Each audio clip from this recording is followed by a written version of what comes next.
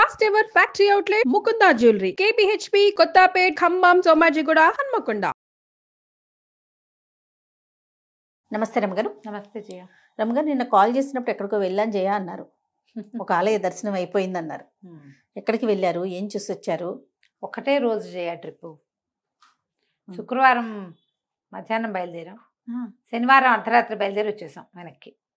శనివారం నైట్కి వచ్చేసారు. వచ్చేసాం. కానీ భలే భలే ట్రిప్పులు వేస్తారు రమగారు, చిన్న చిన్ని ట్రిప్పులు.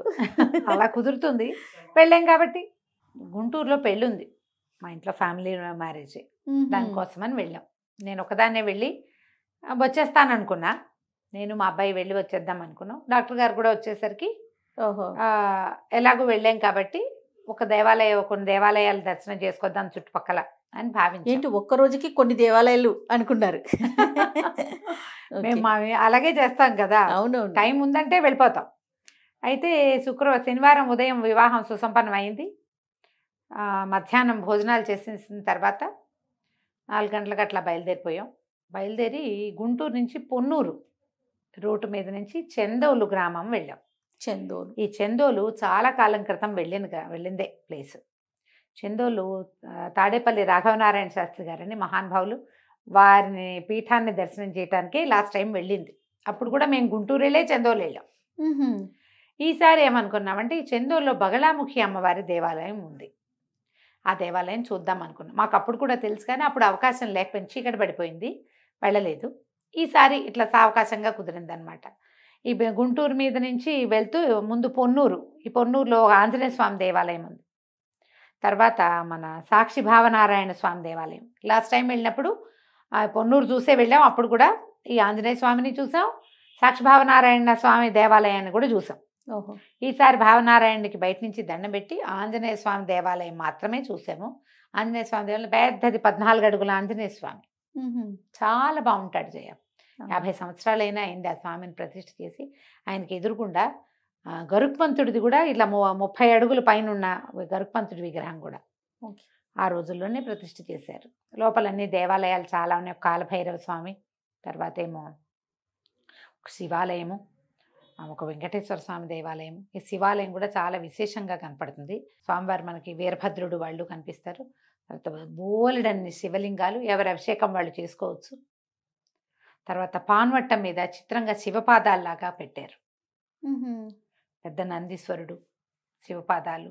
ఆయన వెనకాల మళ్ళీ నందీశ్వరుడు, ఒక పరమేశ్వరుడి విగ్రహము, చందనపు విగ్రహం ఒకటి, ఒక శివలింగం. సంవత్సరం అంతా చందనాభిషేకం చేస్తారట. సంవత్సరంలో ఒక్కసారి ఆ చందనాన్ని తొలగిస్తారు. అట్లా విశేషంగా ఉంది. ఆ శివాలయం కూడా బాగుంది, ప్రత్యేకంగా కనపడింది. లాస్ట్ టైం వెళ్ళినప్పుడు ఇంత చూసారో లేదో నాకు జ్ఞాపకం లేదు. ఈసారి మాత్రం మంచి విశేషంగా చూసాం. పెద్ద దేవాలయం ఆంజనేయ స్వామి, పొన్నూరు ఆంజనేయ స్వామి గుడి చాలా పెద్దది. సరే, ఇది చూసుకుని ఈ సాక్షి భావనారాయణ స్వామిని కూడా చూసేసి వాకిట్లో అయితే దండం పెట్టాం. చెందోలు గ్రామానికి వెళ్ళాం. ఇక్కడ మనం ప్రత్యేకంగా చెప్పుకోవాల్సింది ఏంటంటే ఈ చెందబోలు గ్రామమే ఈ రాఘవనారాయణ శాస్త్రి గారి గురించి చెప్పుకోవాలి. చాలా మంది మన చాగంటి వారి ప్రవచనాల్లో తాడేపల్లి రాఘవనారాయణ శాస్త్రి గారి గురించి వినే ఉంటారు. పెద్ద గురువు గారు అంటారు. వారికి బాల స్వరూపం వారి ఇంట్లో తిరిగేదట. రాఘవనారాయణ శాస్త్రి గారు ఆయన ఏమంటారు, బాల ఉపాసకులు. అమ్మవారు చిన్నపిల్ల బాలిక రూపంలో వాళ్ళ ఇంట్లో సంచరించేది. అంత ప్రత్యేకమైన వ్యక్తి. 90లో వారు కాలగతిని చెందినప్పుడు వారిని దహనం చేస్తుంటే ఆ చితి మంటల మీద నుంచి ఒక దేవతా స్వరూపంలాగా కనపడిందట. బాలాంబిక పైకి వెళ్తున్నట్టుగా కనిపించింది. ఫోటో తీసేప్పుడు పేపర్లో కూడా వేశారు. అవునా? చాలా ప్రత్యేకమైన వారు. వారి గురించి ఎన్నో విశేషాలు, ఎన్నో విషయాలు చెప్పుకోవాలి. చాగంటి గారి ప్రవచనాల్లో వీరిని చాలా ప్రత్యేకమైన విషయంగా చెప్పారు. ఎవరైనా అందరికి చాలా మందికి తెలిసి ఉండొచ్చు.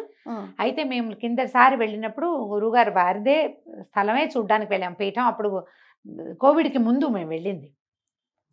కోవిడ్ తర్వాత ఏదో కొంచెం ఇబ్బందులు అయ్యి కాస్త ఇప్పుడు పరిస్థితి ఎట్లా ఉందో తెలీదు. ఇంకా మేము అక్కడికి పెట్టుకోవాలి. ఒకసారి వెళ్ళొచ్చాము. వారిది అమ్మగారిది ఇద్దరివి అప్పుడు మైనపు ప్రతిమలు కూడా ఉన్నాయి. ఈ ప్రతిమలు చేసి పెడతారు కదా, ప్రతిమలు చూసాం. వారు పూజించిన దేవతా మందిరాన్ని చూసాం. అప్పుడు విద్యార్థులు చాలామంది ఉన్నారు. వారికి వంశానికి చెందిన వారే ఒకరు, మరి అన్నదమ్ముల సంతానంలో ఒకరు ఈ దేవాలయాన్ని ఆ పీఠాన్ని నడిపిస్తున్నారు. అప్పుడు చూసే ఈసారి బగళాముఖి అమ్మవారిని చూద్దాం అనుకున్నాం. బండ్లమ్మ తల్లి అంటారు ఆవిడ్ని, బండ్లమ్మ బగళాముఖి అమ్మవారిని. ఈ చందుబొల్లో ఇంత చిన్న గ్రామం. ఈ గ్రామంలో చోళుల కాలం నాటి 2 పెద్ద పెద్ద దేవాలయాలు ఉన్నాయి. ఒకటేమో లింగోద్భవ స్వామి, లింగోద్భవ ఈశ్వరుడు. ఇంకొకటి చెన్నకేశవ స్వామి. ఎదురుబదురుగా ఉన్నాయి. ఈ లింగోద్భవ స్వామి ఎలా కనపడతాడంటే పెద్ద శివలింగం బయటే పెట్టుంది. పెద్ద లింగము, చాలా పెద్దది. కింద వరాహ స్వరూపము ఆ శివలింగం మీద, పైన హంస రూపంలో బ్రహ్మ, కింద వరాహ రూపంలో విష్ణువు, మధ్యలో పరమేశ్వరుడు ఇంత స్తంభంలో ఉన్న స్వరూపం ఉందన్నమాట. ఔరంగజేబు కాలంలో ఆ విగ్రహంలో ఉన్నటువంటి హస్తాలను ఖండించారట. ఆ ఖండింపబడిన లింగాన్ని పూజించకూడదని ఆ లింగాన్ని బయటపెట్టి లోపల ఇంకొక శివలింగాన్ని ప్రతిష్ఠ చేశారు. ఆ కాలం నాటి ఉన్నాయి. అయితే ఈ పురాతనమైన ఈ దేవాలయాన్ని, దీనికి పునరుద్ధరణ కోసం ఆ ప్రాంతపు రాజుగారు కొన్ని శిలలు తెప్పించారట, రాళ్ళు అవి. అయితే ఈ రాళ్ళు సమీపంలో ఉన్న ఒక కొండ నుంచి తెప్పించారు. శిలలు ఊళ్ళోకి వస్తుంటే ఒక చోట ఆగిపోయినాయట బళ్ళు. ఎంత ప్రయత్నించినా బళ్ళు లోపలికి రాలేదట. మళ్ళీ ఎడ్ల బళ్ళ మీద వేసి తెచ్చేవాళ్ళు కదా. అయితే ఒక సిద్ధ పురుషుడు ఒక ఆయన కనిపించి, ఈ ప్రాంతంలో ఇక్కడ ఈ కావలి శక్తి ఒక అమ్మవారు ఉంది, ఈ ప్రాంతాన్ని రక్షించే తల్లి బగళాముఖి, ఆమె యొక్క శక్తి వల్లే ఇవి లోపలికి రావట్లేదు అని చెప్పి ఆమెను అర్చించమని ఆమెను వెతకమంటే ఆమెను వెతికితే ఒక జలాశయంలో అమ్మవారు లభించారట. ఇది పూర్వం ఎప్పటిదో ఎన్నేళ్ల క్రితం, ఏ 10వ శతాబ్దంలోనో జరిగిందట. అయితే ఈ వస్తున్న బళ్ళల్లోంచి ఒక్కొక్క బండి నుంచి ఒక్కొక్క బండని దింపారట. కొండరాళ్ళని తెచ్చారు కదా, ఆ బళ్ళని దింపాక ఒక బండని దింపాక కదిలిందట ఒక్కొక్క బండి. ఆ బండలన్నిటితోటి ఇక్కడ అమ్మవారికి ఆలయం నిర్మించారు. జలాశయంలో దొరికింది తల్లి. ఆమె ప్రత్యేకమైన స్వరూపంలో కనపడుతుంది. బగళాముఖి ఆమె, ఆ లభించిన తల్లి. అక్కడ ఆలయం నిర్మించారు. తర్వాత ఈ మిగిలిన బళ్ళ లోపలికి వెళ్ళి శివాలయం నిర్మాణం అది పూర్తి చేశారు. అయితే ఆ లభించిన తల్లే మనం ఇప్పుడు చూసొచ్చామన్నమాట. బగళాముఖి అనే ఆవిడ దశమహావిద్యల్లో ఒక విద్య. చాలా ప్రత్యేకమైన స్వరూపంతో ఉంటుంది. న్యాయదేవతగా చెప్తారు. రాక్షసుడి నాలిక పట్టుకుని ఖండించిన స్వరూపం కనపడుతుంది. ఆమె ముందు అబద్ధం ఆడలేరు. అబద్ధపు సాక్ష్యాలు చెప్పే వాళ్ళకి వాగ్బంధనం చేసేస్తుంది ఆవిడ. నాలిక కత్తిరిచేస్తుంది అన్నమాట. ఆ తల్లిని మనం ఇప్పుడు చూసొచ్చాం అన్నమాట. చాలా బాగుంది జయ. ఆలయము బాగుంది, అమ్మవారు మహత్తరంగా ఉన్నారు. ఈమె ఒక ప్రత్యేకమైన స్వరూపంలో చతుర్భుజిగా దర్శనమిస్తారు. భుజం మీద శివలింగం ఉంటుంది.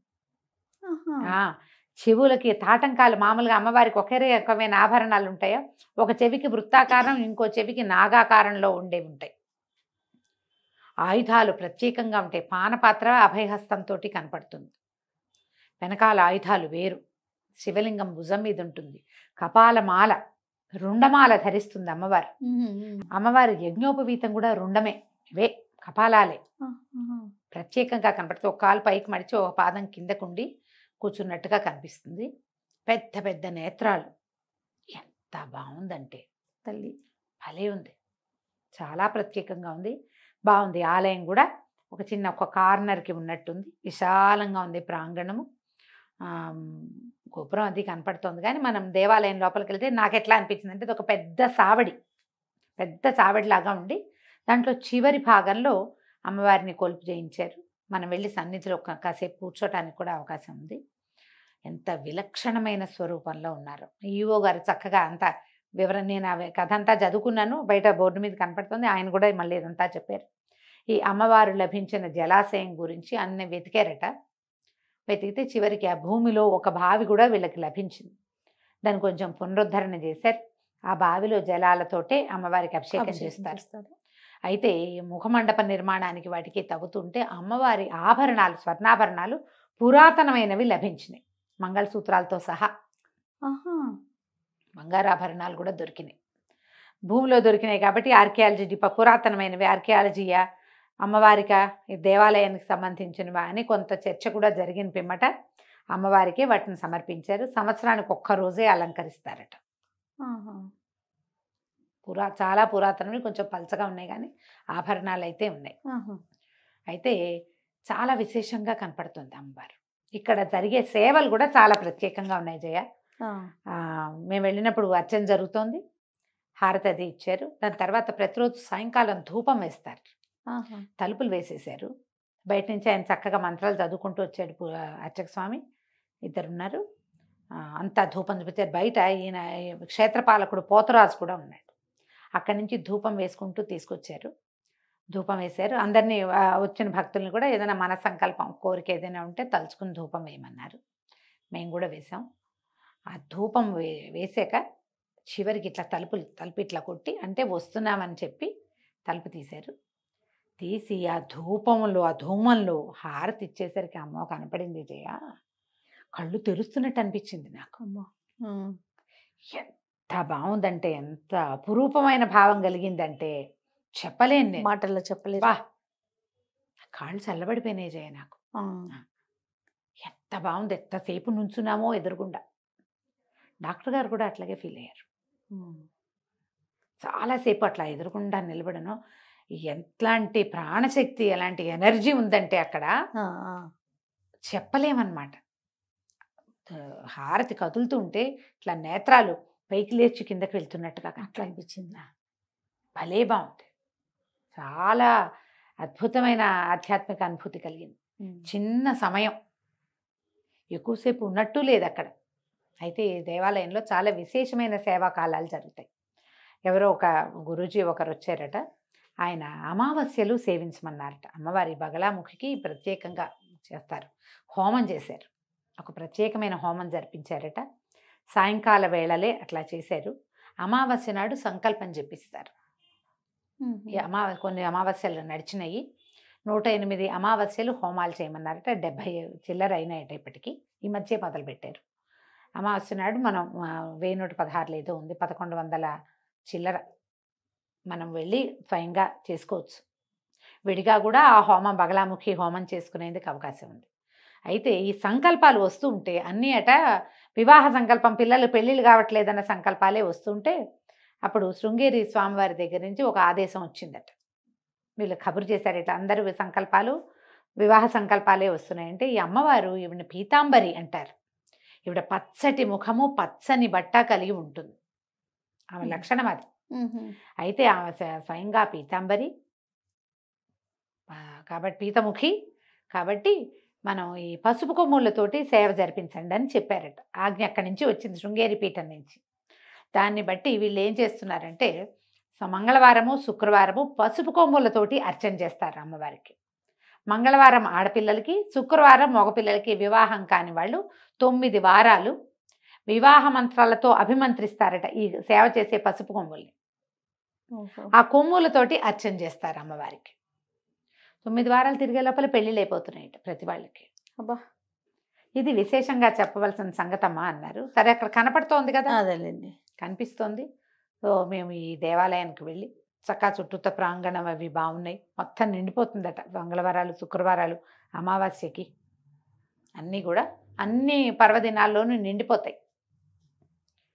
చాలా బాగుంది, చూసి తీరాలన్నమాట. మీరు గుంటూరు ప్రాంతానికి, పొన్నూరు వైపుకి కానీ, చీరాల కానీ, బాపట్ల కానీ ఎక్కడికైనా వెళ్తే ఒకసారి వెళ్ళి చందోలు గ్రామం, చందవోలు అనేవాళ్ళు చందోలు అంటున్నాం, తాడేపల్లి రాఘవనారాయణ శాస్త్రి గారు నడయాడిన ఆ ప్రదేశాన్ని, ఒక మహానుభావుడు, మనలాగానే మన ముందు మన తాతల నాడు జన్మించిన ఆయన.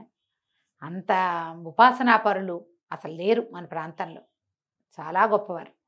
వారు తిరిగి వారు పూజించిన అమ్మవారిని అర్చించిన ప్రాంతం కాబట్టి వీరే ఈ అమ్మవారిని యొక్క ప్రత్యేకతను తెలుసుకున్నారు. బగలాముఖి వీడి ప్రత్యేకతని, ఆవిడ యొక్క ప్రజ్ఞ, ఆవిడ ఏం చేయగలదో కూడా చూపించేవారట. ఆయన వల్ల ఇంకా అమ్మవారు దీంట్లోకి ప్రాచుర్యంలోకి వచ్చారు. వారు ఉండగా కూడా. మీకు ఎవరెవరికి అవకాశం ఉంటే వాళ్ళు ఇక్కడికి వెళ్ళిరండి ఒకసారి. దర్శనం మాత్రమే చాలు. ఒకవేళ ఏదైనా మనకు ముక్కులో పిల్లలకి పెళ్ళిళ్ళు కాకపోవటమో ఇలాంటి సమస్యలు ఉంటే ఆ సమస్యని ఎడం చేత్తో తీర్చేస్తుంది మన అమ్మవారు అని చెప్పారు. బా, ఎంత బాగున్నారంటే తల్లి. ఉన్న అర్చక స్వామి కూడా చక్కగా ఉన్నారు. ఆయన చెప్పాను, ఆయన ఎక్కడ చదువుకున్నారు ఏమిటి అని కనుక్కున్నాను. చిన్న అబ్బాయే, చక్కగా అసలు మంత్రం ఎంత బాగుందంటే నేను ప్రతిసారి మంత్రాలు వినలేకపోయానని చెప్తుంటాను. అవును బా ఎక్సలెంట్గా ఉంది.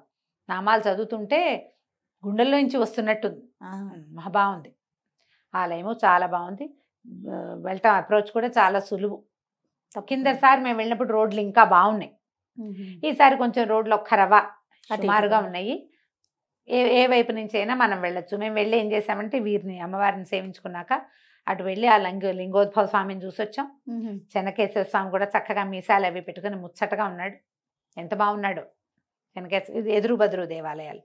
వాళ్ళిద్దరిని కూడా సేవించి రాత్రి 8:30, 9 గంటలకు అక్కడి నుంచి బయలుదేరి అర్ధరాత్రి 2ంటికి హైదరాబాద్ చేరిపోయాం మేము. అవకాశం ఉన్న వాళ్ళు దర్శనం చేయండి. మేము పెద్ద ఫోటోలు గిటోలు తీసుకోవాలి. అక్కడికి వెళ్ళాక అసలు అది ఆలోచన కూడా రాలేదు. బగళాముఖి బండ్లమ్మ తల్లి పేరుతో మనకి కనపడుతుంది. ఇక్కడ అంటే స్వయంభూగా వీళ్ళకి లభించింది. వారేమి చేయల. అదేనండి. ఒక 4 అడుగులు 4 అడుగులు ఉన్న రాత్రి విగ్రహంగా ఉన్నారు. చాలా బాగుంది. తప్పకుండా. నమస్తే. నమస్తే జయ.